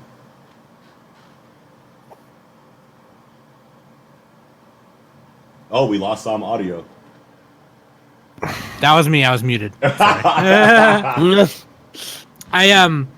gonna lightning round a bunch of honorable mentions. Yes, go. Yes, please. I wanted to do that too, but you just do that. I wanted to get more characters in here, so this is good. Launch from Dragon Ball. Had to be Oh, how did you not bring up Launch, Kiko? because I thought one of you would do it. I was trying to pick characters that people wouldn't have. No, I thought for sure you were going to do Launch, and I completely forgot about Launch until right now. Good job, Sam. That's incredible. Yeah, that's the original Bad B. Yeah, You should clap you up for nothing. Yeah. With the Yeah. Mac 11 every time. Yeah. The Mac 11. Yeah. Yeah. In the badass moms category, I have Michiko Malandra from Michiko to Hachin. Not familiar with that one. Dude, I've heard of it, but I haven't. it's a kind of a weird anime because it takes place like in a fictional South America. So, my sister had me watch this. Actually, this is tight as fuck. Yes, I Yeah. love this. Michiko breaks out of prison to like get her daughter away from like this rich ass family, and they're gonna go find her dad. And it's like a lot of the characters have like Japanese first names but Hispanic last names. Oh. So Okay. so it sounds really weird. It's like Sato Yusutono. Fernandez. yeah. That what Eagle just did was a joke I made so much at the beginning of my podcast. Like fucking Huriyamashima Jose. But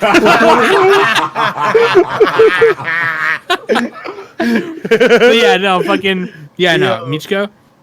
And then Mikasa Ackerman. Yeah, dude. How do Mikasa, we forget about Mikasa? how did dude? nobody bring up? Well, Sam just did, but like, wow, Mikasa is a. She was kind of like that's an a obvious no-brainer. answer, you know? Yeah, That's a because, no-brainer, she yeah. is super obvious, yeah. She had to grow up real Wow. quick, all that shit. Yeah, and just, undeniable. Yeah. yeah. Man. Oh, Cynthia Mikasa. from Pokemon. Wow, the psychic? No, that's Sabrina. That's Sabrina, but Oh her yeah, too. that is Sabrina. Yeah, with Cynthia is the drag. She's is she in the Elite Four? It's Diamond and Pearl. Kiko's It's the yeah, Pokemon boss. yeah, Diamond it's and 4th Pearl. gen. It's 4th gen. She's the Sinnoh champion. Sinnoh champion. Yep, that's it. Yep. She's so just the way she carries herself hair. is. Yeah. She's just like you square up against her, right? And she's just like, I can see like that you've tried really hard and you're a badass, and I want to square up. Let's go. Yeah, yeah. I know you can do it. And like it's almost kind of like ominous almost, but you know she's genuinely being kind, but it's still kind of like, oh shit, dude. She's like she's like ready for me to come for her, you know. Caulifla and Kale or Kefla. Hell yeah, dude. Oh yep. I was actually gonna bring one of them up earlier as well. Yeah. Pan. Yeah, from Dragon Ball. Yeah, dude. Yeah. Pan's good. And because she's a baby who just circled the universe, no big deal. Yeah. 30 seconds. 30 seconds. Yeah, 30 seconds. Yeah, 30 seconds. Yeah, that 30 was seconds. huge. Yeah. Yeah, I think she was 4 years old when she did that. I want to say. Yeah. Like 4 or 5 years old when she flew that around last the world in 30 episode of seconds. Z where they do the tournament or That's one whatever. of the best Yes. feats. That's one of the best feats in the whole shit. Hell yeah. And who else? Damn it. I forgot her friggin' name already. What's she from? My Hero. That she has the power where she makes stuff. Creation. Oh, Yaoyorozu. Yaomomo. Yeah. Yaomomo. Yaoyorozu. Yeah. She overcomes she has anxiety, right? But she in that exam she overcomes it. She's like, okay, we're gonna do this, then we're gonna do this, then we're gonna do this. Yeah. And it's just like, and she's insecure as hell because of the Shoto thing, where he's so far ahead of everybody in the beginning, where while she's also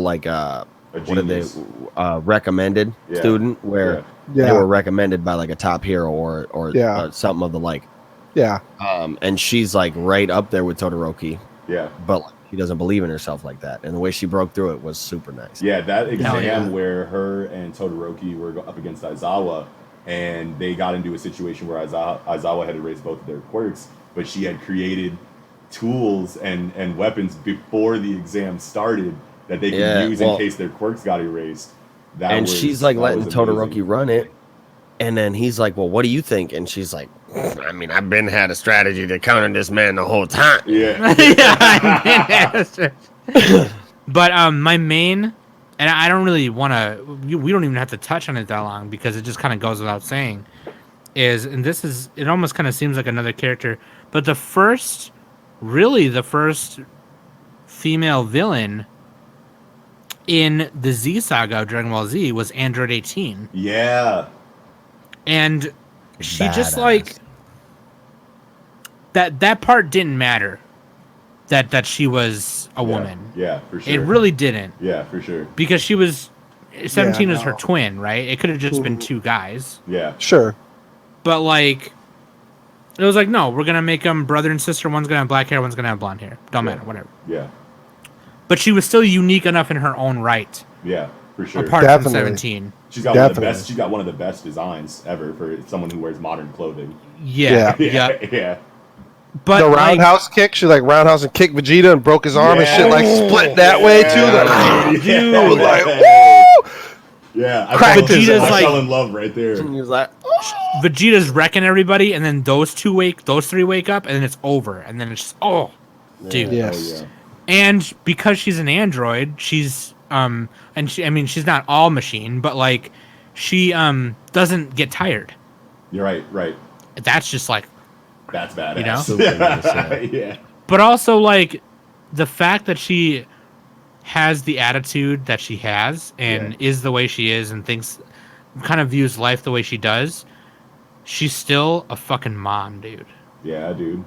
She is. How do you be a fucking mom on top of that? Yeah. Well, because because gender roles in that relationship are not even like it's almost like flipped gender roles, right? Where Yeah. 18 is the strength of the family, while Krillin is more of the nurturer. Yeah. And that's a really good dynamic, especially when we're young and seeing that, like, because like that shit's like, I mean, Boo Saga, I saw that when I was, I don't know, 15 or something. It's literally like almost 20 years ago. I don't know, like 15 Right, years and you ago. didn't think nothing of it either. Like, you were just like... Well, and you were like, you know, like, this is a really cool dynamic to see the husband really knowing his role. I don't, you know. But that's Get in what the it was kitchen, like. Krillin. Yeah, like, God, she's like, you know, he just knows, like, I can't fuck with my wife, not even in no way. And Right. like how most men are like, oh yeah, like the woman runs the house, right? But I'm still like the strength and the man in the family, you know, or whatever. But you know, that dynamic was totally flipped up and gave us a new outlook, especially being younger, you know, at the time when we saw that. I was like, that's really good for just, I don't know, man, open your mind to a new point of view, you know, especially when you know, when you're young and people only kind of give you like the status quo shit that you listen to all the time, you know. Yeah, for sure. Yeah, dude. Yep. All right, so who's next? I am. That's me next. And this is let's do one more. Yeah. Yeah. This is the last one, which is the main event. Yeah. The main event that I saved is actually two women, but I have to have them both because we'll just go in why. So it is Twilight Suzuka and Aisha Clan of Outlaw Star. Wow. And I have to have them both because they're the muscle on the squad. Yes. And it's such a great... This is like the first story I ever saw, probably in my life, where the main character is a man who's the most useless in the crew. Yeah. And he gets his ass kicked, and the women got to come in and handle his battles for him. And, you know, he's like suave and a smooth talker, and he does got physical ability, and he can do shit. But, I mean, he leans on... Yeah, he's tight enough, and his main purpose really is to fly the ship because he's an ill pilot. Yeah. But once it comes to getting out of the ship and handling the business with the hands, you know, he tries and he wins some fights or whatnot. But there's fights that he knows he just can't take, and that he's got to call in the muscle. Either Suzuka or Aisha will come in and handle the shit, and they both are so, like, they're so different, and yet they're so they serve the same role but do it in a different way that feels so great. That, like, Suzuka is a hired assassin and joins the team after Jean beats her on some bullshit, doesn't actually like beat her with skill, and, you know, has whatever derobes her a little bit, you know, and she's embarrassed and some whatever shit, but she just will straight up one shot kill you with her Bokuto, with her wooden sword. And it's all, you know, they don't really go, there isn't like an energy system like that's talked about, but she's definitely using some kind of ki or energy that's encasing her Bokuto, and she has like EI techniques and shit like that, you know, and man, she's my favorite personally, is Suzuka. That's your personal because out of the two of you know, Suzuka and Aisha, but yeah, I mean, Suzuka's very high of all these characters, but that's why I wanted to kind of save it for the end, because I want to talk about both of them and just the dynamic that they share in the. It's like the reverse One Piece, right? Where like Luffy and Zoro don't really have a job. Their job is just hands, you know. And, and hands. and that's Aisha and Suzuka's fucking job on the ship. Where like Jim is the genius and he's doing all the hacking and computer and all the Jim. You know, doing all the reconnaissance and like all the fucking smart shit. You know, Gene's the smooth talker, swindler, trying to, you know, work his whatever's here and there, you know. And then Malfina is the navigation system, which is a whole thing to go into. She's actually a clone, or I don't want to call it clone, an android what she is, that was made specifically to outfit this ship, the Outlaw Star, to be specifically to be the navigation system that can guide the ship to the galactic ley line, which is really like heaven almost, like a god plane. Yeah. And that so nobody the can get females to. have more important roles than the guys, which is Yes, and all of them do. Yeah. But then Aisha is a cat girl. She is the ambassador to the Kataro Empire, and she is a cat girl who can turn into a cat werebeast at any time.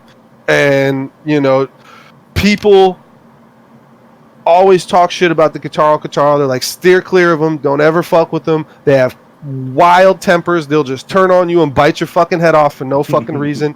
And she's actually like really lighthearted and caring and all these things. But she's like, she's usually like crazy, like, fuck this, and like real mad and get like angry. But like she has like these really like down to earth moments where she, breaks that and says some like really, profound, kind-hearted shit when she's like the kind of like the dumb, just muscle character that you don't give a lot of credit towards her, mental prowess, I guess I'll say, where, she thinks like, or you think that all she's here for is just to beat ass, but she's got a lot of good, when you least expect it kind of moments. She'll come in and like say some real shit and you're like, damn, like it's just good writing, and Suzuka kind of does the same thing too, where she'll have some big moments where she'll say some real shit, and those, that was just, to me, Outlaw Star means a lot to me personally, because I mean, definitely it's one of the Toonami joints from when we were,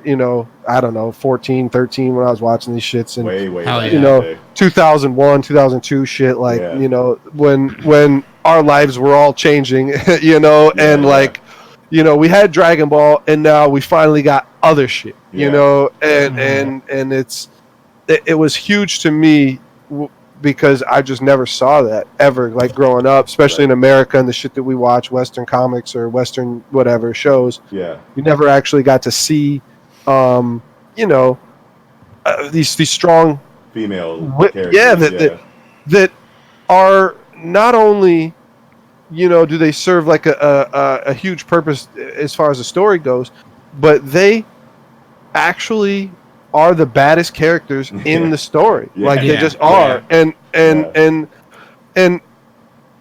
I implore anybody who hasn't seen Outlaw Star to watch it, and the one thing that I want to, I just watched this the other day and it's kind of fresh in my mind, where there's an episode, it's the World's Strongest Woman, where there's human women. Kataro are banned. Kataro cannot participate in this competition because one went crazy, turned into like the fucking cat beast and tried to eat somebody or bite their head off, and so Kataro are banned. Yeah, my bad. but Kataro are banned, and so Jean, Suzuka won't enter. Suzuka's like, no, that's beneath me. Suzuka's got like a high level of honor. I'm not going to be in some kind of misogynist like woman tournament. Like, fuck that, And so Jean dresses up as a woman, and fights in the tournament, and basically gets one shot and his ass beat right in the first round and knocked the fuck out. And then and nobody knows that Aisha beats up one of the contestants and takes her fucking costume and wears the costume and enters, with an alias or whatever. She's Firecat in this, and it's funny as hell when Aisha fucking finally sees that's Jean and realizes he just got beat by his girl. She just hard shit talks him like, oh, the cute little Jenny, little bitch, hard shit talks him, and then Aisha goes on to beat the previous World's Strongest Woman who won it 5 times in a row. No, she doesn't beat it. Some other, the werewolf Iraga. That's a whole thing I shouldn't really get into. But the K-Pirate who beats the World's Strongest Woman fights Aisha. At the end, it was the main event, Aisha versus the K-Pirate Iraga, who is a werewolf. And so she turns into a werewolf while Aisha turns into her cat beast, and they fight together, in like animal form. Yeah. And at the end, you just see that Aisha has beat her, and they're on top of like the burning fucking stadium. It's all been fucked up and everything, and she's just on the top, like roaring, like strong as fucking. And Jean is like looking up, like, she really proved herself to be the champion. I'm gonna lay off her for a while. I always shit talk her and fuck with her, but she really proved herself to be a champion. And I remember being young and having like a tear come to my eye where I'm like, this man, he he knows he has to Yeah. he can't He front knew what on it her. was. Yeah, He knew what it was, and dude. that was huge to me. But Because Great. like it was that connection between those two characters that are just like, finally, like that's all I Acknowledgement. wanted. Yeah, You know, yeah. well, yeah, they both shit talk each other, and they don't really like they like each other, but they don't like each other, and they argue. They're like, you Yeah. know, they always had that kind of dynamic, and I don't know, just very that was a good wholesome, way. cathartic moment. You know, Yeah. It's just- Definitely, that's and good. so that was lovely. It meant a lot to me growing up. Yeah, great choice there. I'm gonna go next because I want Eagle to finish it off because I know who his last one is going to be.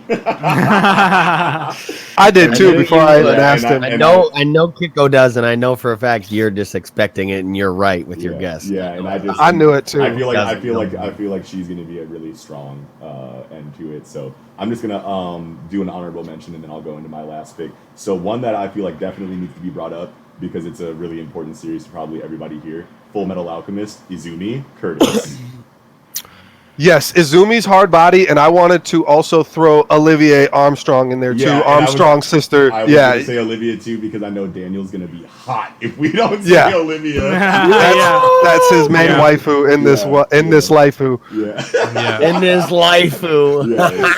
So Izumi just like being like the hard body like martial arts teacher and just mentor in general to like Edward and Alphonse. You know, while there is the big burly I can't remember her man's name.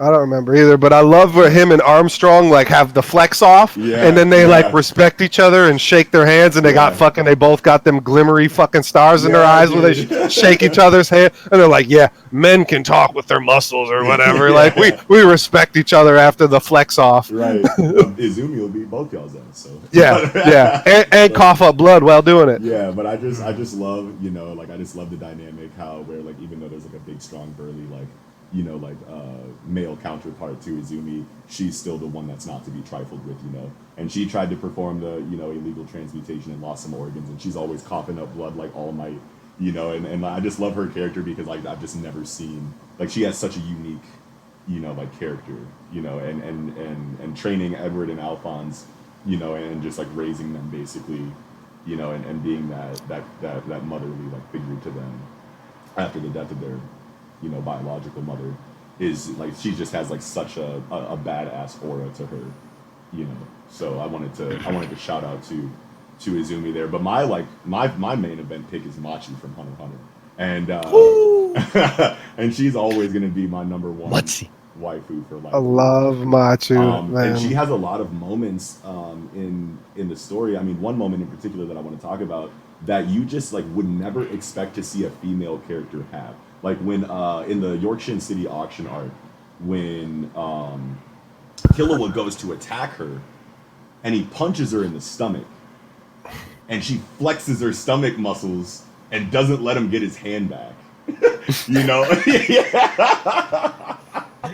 That's one of the most hard bodyist moments ever. Whenever a character like does anything with like a wound or damage that they've taken, and they're like, "Oh, you think you got me?" Ooh! And then and then like Netero in Hunter x Hunter has a really good moment where he loses his leg, fighting Meruem, and then he just smacked that shit and closed it up like a closes the wound by flexing his muscles around it. Like those are kind of things that you expect badass like male characters to do, but then to see Machi have a similar situation was just really solidified her as like, okay, this is the number one. This is my she's really my favorite character in like all of anime. Like really, if we really want to get down to it, I mean, like obviously it's hard to like put certain characters above certain characters in top 5 lists when you've watched and read as much as we have. Is always going to be really hard to do because we feel like there's going to be a lot of characters that deserve each of those number 1 through 5. It's like flavor of the week, like Maki, right? I mean, Maki could be your favorite. I mean, at any given time, But yes, Machi. When it comes down to it, like over the years and like over time, like Machi is always like has been in the number 1 spot the most consistently. So I just I wanted to round off my. Well, and I wanted to put Bisky in mine too, but we kind of cut off early. We said her name on camera, so she's on the. Biscuit Kruger, don't make her swole up Hulk Hogan punch her shit down the street. Dude, man, her like introductory like fight scene was just like one of the hardest. And let's just talk about Misty for a second here before we go into Eagle, because her introductory fight scene is one of the best intros to a character, regardless of gender.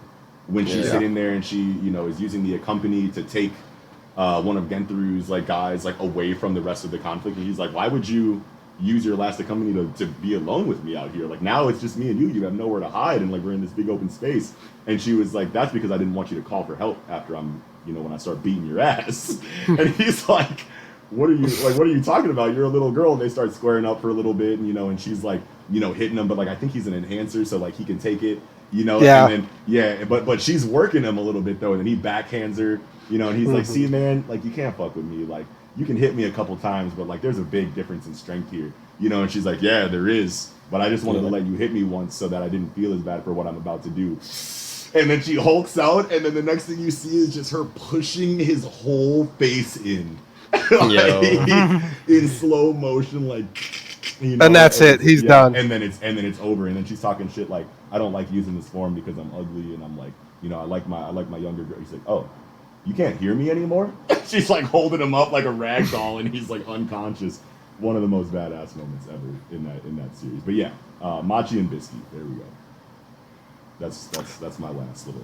All right, and here it is, main event. Fire off, bro. Yo, I'm about to go off. I'm about to go off. So, as Noxie and Kiko said, they already both pretty much know who I'm. Because I mean, they've heard enough from me about this and about this person. Yeah.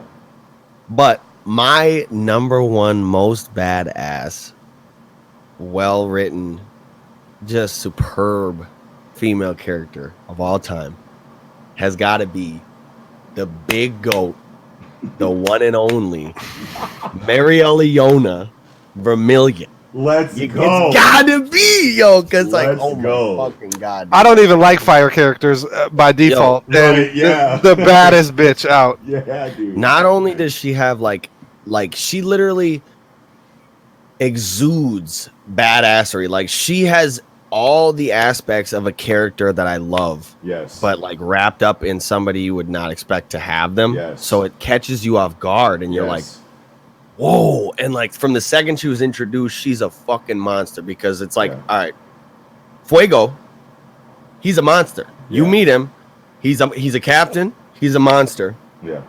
Gets wrecked. Marieliona has to come back to replace him, and they're like, yo, the bitch is stronger than Fuego. And you're like, what? And you're like, Nani? And the reason she's not a captain is because she just doesn't even like abide by it. Yeah, she doesn't abide by like the Magic Knight thing. I don't even think she is a Magic Knight. No, she's not a Magic Knight because she took off because she doesn't want to deal with the bureaucracy. She went into the wild. Yeah. She went into the Grand Mana Zone, G. Yeah, that's in between right. the countries. That's where she was kicking it, like, and just chilling, dominating, bro. Like, she is different. And it's so cool that she has a physical hand-to-hand fighting style, even though she has a fire affinity, which you usually see in like caster types. You know what I mean? That'll shoot you from afar, like with distance and like kind of like mage, like AoE type abilities. But she will box you with that fire. And like when I'm telling you, my baby girl's the rawest motherfucker out. Yeah. Yo, like pretty much like she flexed like Madara out here, because like the elves basically like surrounded were her. captain level, right? 1v5 them bitches. Before they got awakened, the third eye was like captain level. Then they got awakened. They went beyond that point to where the captains needed to surpass their limits, right? Yeah. She still took on 5 of these motherfuckers. Yeah, and they're making comments at like, once. this G. woman is really It's terrifying. Like, what? And she was sunning the first dude. Nothing. Like no effort. Like she was sunning him. Next. Siggy. Like, bro, I'm like, oh my god, dude. Yeah. Kalidos Brachium Rengoku, like, oh my god. I was gonna say it. If you weren't gonna say it, I was gonna say it, because hey, episode 99, the last couple of episodes of Black Clover have been fire, and that I think it was 99 or 98 with the Calidus Brachium, where it's so tight, the dialogue she has in the two, where she's like, they're all like, oh, you're such a nice captain or whatever, you let him get away. She's like, no, let him get away. I just didn't want him to see you. They were gonna get in my way. I'm about to fuck all y'all up. 1v5, let's go. She literally flexed on Madara and Whitebeard. She was like, I'm gonna take on the 5 Kage and then pass out on my feet. Yeah, she definitely did have all of those moments to herself. Yeah, wow. Mario Leona the GOAT, bro. Mario Leona the GOAT. Yeah, dude. Absolutely. Hell yeah. And enough can't be said about her, man. Yeah, for sure. And like, not only that, but like, she also has a great character dynamic to where like she's had super phenomenal moments within the story, like dialogue moments with certain characters, like her and Noelle in the hot spring. Yeah. That was some super good dialogue about her mother and shit, and how she's like, oh my god, man, Mario Leona, the GOAT. The GOAT. Hey, I gotta say one thing about her. I don't know if you're watching a Black Clover anime and you actually wait till the credits are over, you get like, you know, like some shit you get in the anime sometimes where there's like a little thing at the end. And that one, the Calidus Brachium episode, at the end of it, they got Zax and Asta, and she's like, if you can say my name 10 times in a row, I won't fucking burn the shit out of you. And like, Maria Leona, Maria Leona, Maria Leona, it shit blows them up. Yeah, I love that. When she be picking motherfuckers up with the tiger paw, yo, I know. That shit has me dead every time. She's just standing there like, and she got the tiger paw coming over the back. Yo, that shit. I think one time too, she grabbed somebody and like turned their head for him to make them look at her like, you're fucking up. Look at me while I'm Incredible. I fucking love Mario Leona, man. Definitely. That is my. That's why I had, that's why I was like, I have a lioness, but I don't have the lioness. I got another one, but yes, this I knew this was coming, so that's why. The true, and even Fuego when he came back, they're like, oh, yeah, like by the way, you lost your spot as captain, like your sister's captain now, and he literally is like, oh, that's how it should have been. Cool. Yeah, he literally is like, that's how it should have been, you know. And I'm like, man, dude, Mario Leona, man. That show is getting nutty. Yeah, dude. Yes. They fixed it. It was bad at first, and so bad at first. Well, yeah, at the beginning it was really took it over. Yeah, at the beginning it was super shonen-y, like just Yeah, super then tropey, some of the guys on my Discord were like, no, dude, it's getting crazy, you know. It's getting very good. Yeah, sure. Episode 100 of Black Clover is one of the best episodes of anime I ever watched. And I just want to say one more thing.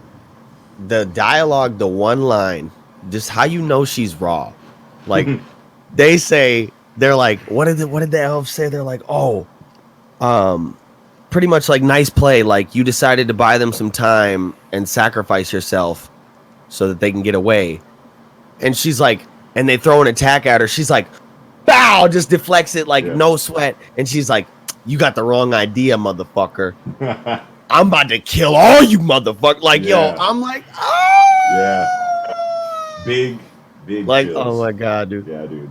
Just seeing that in the manga too, like that was huge. Like, because when you're going week to week, in this, you're like, okay, come on, give me Melio Leona back, like every week, like I'm just like, when that entire arc was going on, like in that part of the arc, I think that was when I was the most excited for Black Clover out of anything else I was reading at the time. So yeah, absolutely, great picks, everybody. Those good stuff. That was an amazing discussion. Sam, pleasure having you Arigato. on the show. Yeah, dude. Arigato gozaimasu. Yeah, absolutely. That was an incredible discussion. It was kind of hard because I had a list of because I was thinking of stuff I recently watched in the past couple of years too. Yeah. I had 25 or so on my list as well. Narrowing it down. I don't think I had 25. I definitely had almost 20, but I was also thinking of Sir Integra from Hellsing and Ozen the Immovable from Made in Abyss. Hell yeah. Ozen is awesome. I've heard that's really good too. That show is nutty. I haven't spent time with it yet though. I was gonna talk about Tatsumaki from One Punch Man, but Tatsumaki. Tatsumaki, yeah. Dude, yeah. I had a lot of fun. This is great. You know what? Before I did Anime Summit podcast, I did another show called Cards in Hand. That's right. Yep. And it was like this, except we streamed on Twitch, but it was like a vodcast like this. Yeah. Sure. And I don't know, it just didn't take off. We kind of stopped doing it, but I have not been in front of the webcam in a long time, so this was I was hella nervous. Oh no, you did. And I was telling Trisha, I was like, do me up good, okay? Yeah. Don't make me look, shit. Yeah, and you look great, so I think. Thank you. Thank you. I think it was a huge success. Yeah, absolutely. And of course, you gonna be back. It ain't over. It ain't over till it's over. You know what I'm saying? We gonna be back. We got Millie rocking this bitch. Yeah. Hey, I'm Millie rocking Yeah. any block. Yeah. Anybody, yeah, and I definitely want to have, one or two or even all of you guys on like an Anime Summit episode. I would love that. I would fucking love it. Whenever, for just hit us sure. up. We like Sasuke in this bitch. We coming to the summit. And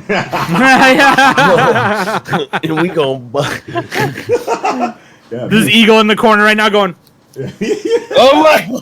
Make a Play-Doh snake real quick. yeah, the Play-Doh snake, yeah. Yeah, for sure, yeah. And and I mean, if we didn't, if there were some characters that you guys were expecting to see on here that you didn't, leave a comment and tell us to do a part 2. You know what I mean? Like, we would be more than happy to discuss I had this topic. 25. I couldn't get to all of them. Characters, Yeah, like that you thought should have been in that we left out. Yeah. Let us know. Yeah, let us know who your favorite is. Let us know who we forgot. Let us know if you want a second go around to this. We could talk about this topic for weeks. You know what I mean? Like, and a lot of these topics that we have in the tie-in episodes are really big topics so far that we would love to do a part 2 for if you guys want it. So just leave a comment down below. Make sure you check out the Anime Summit podcast. I'll have that link once again in the description, along with our link tree, so that you can see other things that we're doing too, and so you can check out Sam's podcast because it's also amazing. So that's gonna do it for another episode of Tangential Tie-ins. Make sure you hit the subscribe button if you're new to the Project Manga podcast. Make sure you smash the like button if you enjoyed the video, and that's gonna do it. I'm Noxie. I'm Kiko. Eagle. And I'm Sam from the Anime Summit podcast. And we'll catch y'all next time. Have a good one. Sada Baba.